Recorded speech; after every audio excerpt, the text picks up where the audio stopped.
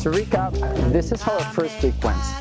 After adjusting to the altitude on our first day and consuming so much mate de coca that we got sick of it, we started to explore this eclectic city and its lunar surroundings.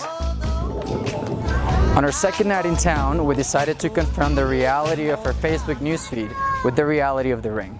The SLASummit winning project, being centered around empowerment for young girls through martial arts, and with the growing fame of Cholitas Luchadoras, we were eager to combine both, presenting the Cholitas as role models to and as girls. That evening, we learned two things. 1, Cholitas Luchadoras are not akin to women empowerment. 2, you don't want to step foot in a ring against a Cholita. The thing is, we viewed this as an amazing stand against machismo. Talented and fearless women fighting in traditional Bolivian dress, with a wide array of fans and inspiring stories. It's not that these women aren't impressive, but that they're almost being ridiculed.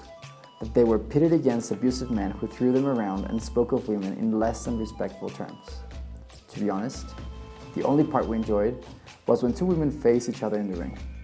The fight was intense, although remember that Lucha Libre is always in great part staged, but it was fair and honorable. A discerning fact is the very low pay received for incurring injuries, which is not compensated by any kind of social or health insurance. Cholitas and Cholitas Luchadoras are still a great part of the documentary we want to make on our time in El Alto and Bolivia. This is a friendly suggestion not to trust the echoes you might get of this wherever you are, although maybe you already knew this.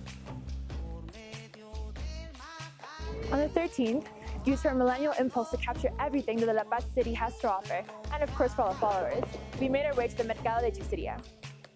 The Mercado de Hechicería, or Witch Market, is the name given to a handful of stalls clustering Linares and Jimenez, not too far from the city center in Plaza Murillo. If you're looking for an aphrodisiac to burn in your next Tinder date, made of plants from the altiplano and other lesser-known substances, this is the place to go. Although don't worry, none of these potions or Aymara cures contain dried llama fetus. However, if that's what you're looking for, you can find them hanging from hooks amongst talismans and sugar-carved offerings. Keep in mind these are miscarried or stillborn baby llamas.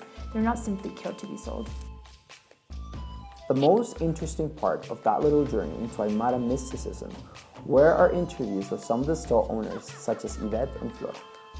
Flora made the important point that the offerings which one can make, using the various products they sell, are not witchcraft, but tradition.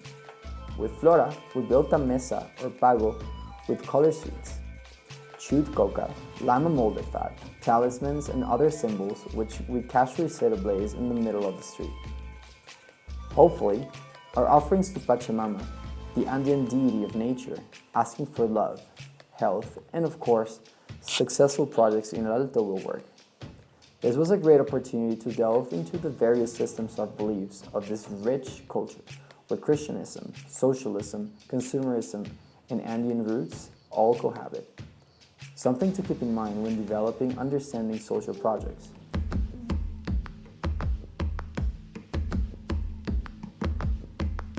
Another intense part of our week, and a perfect time to do some more interviews, was our introduction to Bolivian political discontent and protest munching. Although Sucre is technically the capital of Bolivia, La Paz is its political seat.